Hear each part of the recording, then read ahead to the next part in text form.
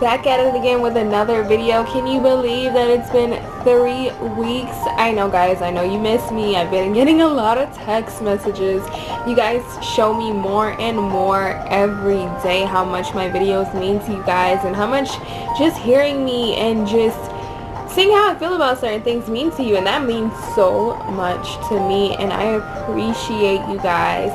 So today's video is going to be a very spontaneous video, kind of, sort of. I've been getting this question a whole lot, and I really want to just clarify and do a little story time about how I started my relationship with God.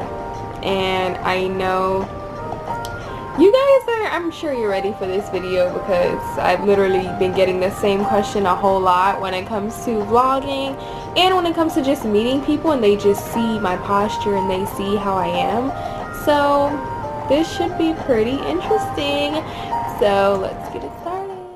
It all started when, well, I want to say it really started when I got into, when I got hit by a car, actually. This was when I was in, I want to say 10th grade. I'm not sure, 10th or 11th. I got hit by a car and really got like knocked out cold, and I woke right back up. Around the time I was dealing with identifying myself and things like that, and like I was really getting to know God, so it's like he was in the back of my head, but it wasn't like, oh, let's do this. Like I wasn't all the way in it. So from there, what happened was me and my friend were supposed to meet to get some breakfast, and we were gonna go to church together, I think, and then get breakfast. Or I was gonna go to church and then meet up after with him after church, and we were gonna go get breakfast, because we usually have like a ritual where we'll either get, it was the weirdest thing ever, we'll always get 4 for 4s together from Wendy's. Like when we're hungry, we'll just text each other 4 for 4 and put the eye emojis. It was so cute. Like me and my friends, I like to have very personal relationships with my friends, and we just always have like a little thing that we do. But yeah, let me stop rambling. So that day we were supposed to meet, but after church he wasn't answering his phone, and then later on I found out that he was like at the gym practicing, because he was a track star. It wasn't like a gym, it was one of the school gyms that we had at my school. So he was there, and there's no signal in there, so he was just telling me after. But so what happened was I was hungry and I got like tired. I'm like, okay, I'm calling him, he's not answering, whatever. I'm just gonna go across the street. Across the street from my church is a Checkers. So I'm like, I'm gonna go across the street, grab some food, and then I didn't have a car at the time, so I'm like, I'm gonna Uber home or whatever. So, and the reason why I didn't Uber to the Checkers, it's literally directly across the street. Only thing is, it's a 4-way intersection, I guess you can call it, because it's like, kind of, sort of, it, basically. So, it's right across the street. It's like crossing 2 lanes, a median, and then crossing 2 more lanes, and I'm there. So I'm like, okay, cake work. I've done this before with my brother. Today I'm by myself, but I can still do it. Okay, I got this. I'm independent woman. So I go ahead and do that or whatever. I remember being on the phone with my best friend at the time, and I don't know what we were talking about. All I know is I looked right, I looked left, I looked right. Like I took the phone off my ear while I was crossing, looking. Then when I seen it was clear, I put the phone back on my ear and kept walking. Next thing you know, I remember just waking up on the floor, knocked out, and it's like, yo, what in the world? So let me explain to you guys how the road looks. I'm sorry if I'm rambling or I'm like going like really all over the place, but I want you guys to fully understand. So the way the road is, it's literally like, okay, this is, if you guys know Trinity, then you know, like, you know where it is. But so, okay, it's two rows, right, 2 lanes right here. Let's say my hand is the 2 lanes. 2 lanes going this way. There's the medium in the middle, the median, and then there's the 2 other lanes. Then Checkers is right here. So here, going straight this way, is like a road next to Checkers going into neighborhoods which are behind Checkers. So apparently this car came from this way and made a left turn. So this is the 2 lanes, the other 2 lanes, this is his road, and the Checkers is right here. So he's going this way and he makes a left turn, and I guess he was speeding because I didn't see him when I was crossing at all, and I looked everywhere. So he was speeding, knocked out cold. I woke up on the street, and he was like, "Are you okay?" And I'm like, "Why wouldn't I be?" And then he's just like, "You got hit by a car." He didn't even say he hit me. He said, "You got hit by a car." Mind you, I'm delirious right now. Like, all I know is I don't feel my head. Like, I'm literally feeling so nauseous and so dizzy, and I was already one to get really nauseous. So that was like even worse. And I'm like, bro, what the heck is going on? So get up. Literally, that's how you know I was so delirious. He kept asking me if I'm okay. I'm like, yeah, I'm okay, just take me across the street to Checkers. Like, all I know is I couldn't walk. I didn't know who he was. He could have kidnapped me, but God be the glory, because he just took me across the street. I mean, you know, Checkers, they have an outside eating area, so if he tried to run up on the plug, he would have got caught anyway, most likely. So yeah, it took me there. Long story short, called my brother. Like, had to figure out a way, because my finger was broken, my middle finger. I think it was this hand, or no, it might have been this hand. My finger was broken. My ankle was sprained. I had a huge abrasion here, like just a huge. I still have a scar, and the worst part about it is I had one here already from like when I used to skate in Canada, and now I have a twin scar here. Lucky me. But yeah, so after that, I just evaluated my life, and I'm like, yo, for me to get knocked out cold and wake up on the street, not even knowing what's going on, like, if I would have died right there, yo, I was going straight to the fiery depths, like, straight up. So that was that. After that, I remember being in the car listening to gospel music and just crying. Like, it's like no one around me thought it was as serious as it was, or they kept thinking it was my fault. But that's every situation though. People around you aren't gonna feel you because they're not in this situation. They're just thinking, oh, you did this or whatever. Literally, people would tell me, oh, it's your fault for walking across the street. Not people, let's just say my family. But it's like, that's like just selfishness talking. But so there's that. After that, I was telling myself, I'm gonna take God more serious. I'm gonna do this, I'm gonna do that. Slowly but surely, that wavered. I must have been in the 11th grade, because I remember having a certain class. I must have been in the 11th grade. So then after that, fast forward to senior year, I had this friend. Her name was Renaya. Me and her were super close. It was like the weirdest thing, because we used to be close when we were younger, but then we grew up and we like grew apart. We had a math class brought us together. She used to help me with math. I used to make her laugh. So we were perfect for each other. Feel me? Kidding.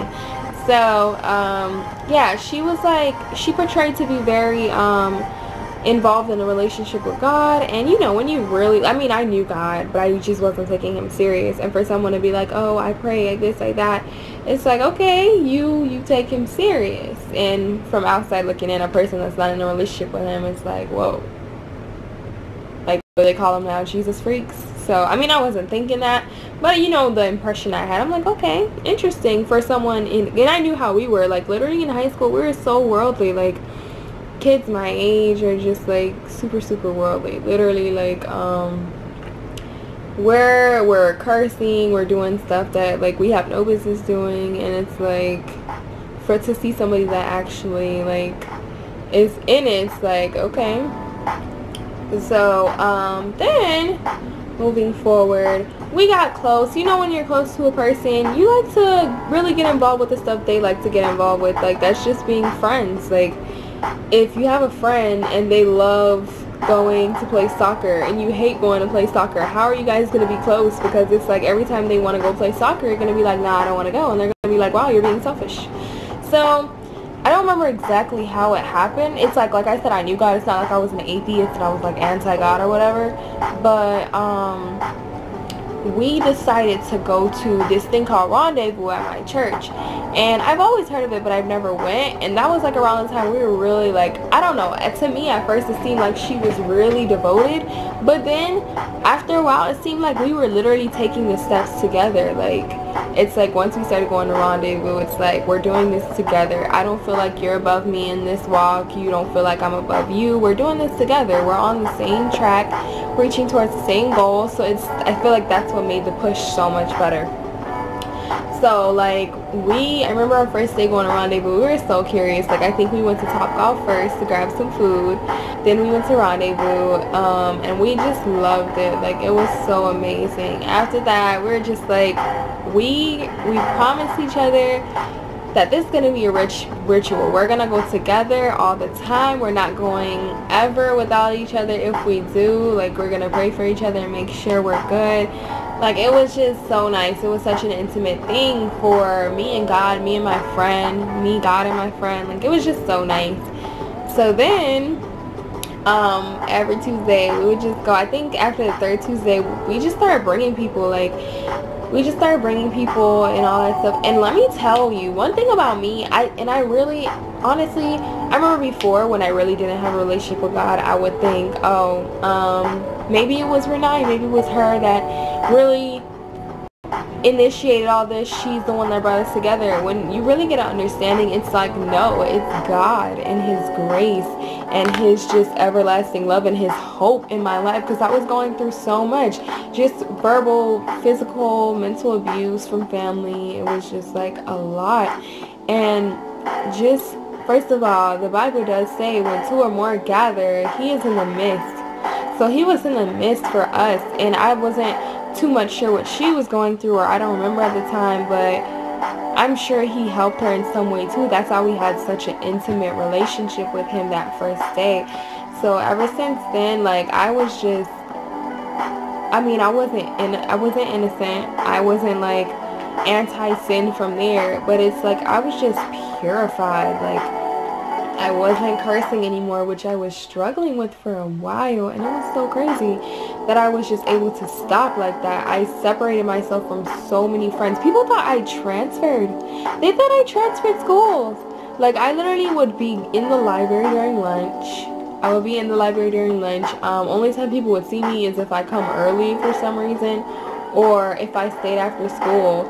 And like, they were literally like started begging me, oh, you better go to senior breakfast, you better go here, because I don't get to see you no more. And I admired it, because it kind of like let me know, Jessica, look what you're doing. You're doing a great job, girl. You're like, and people will see when you're trying to change. Like, people will really see it, because people really did see it for me. And so moving along, we ended up bringing people to church. We had like a group of like 8 or 9 of us, I think it was. Let me see. Me, Nani, Danielle, Sam, Jay, Ketsia, Mallory, Mosley. I think that's all of them. Yeah, I think that's all of them. If y'all hear my mom in the background, excuse her. Ma! Lower your voice a little bit, please. Lower your voice a little bit, please.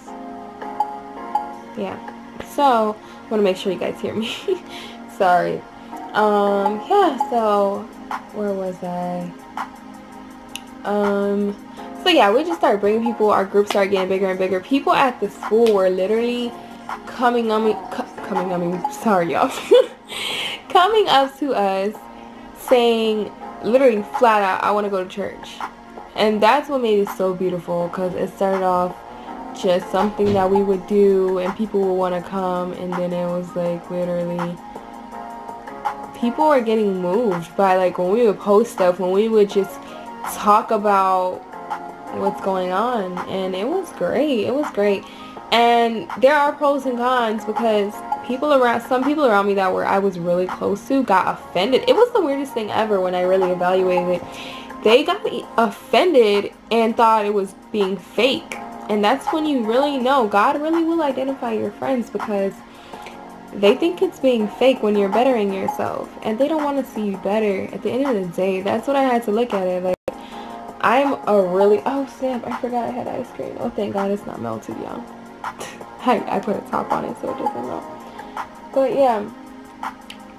You're trying to better yourself. They don't want you to be better. You just gotta look at it how it is, because it is what it is.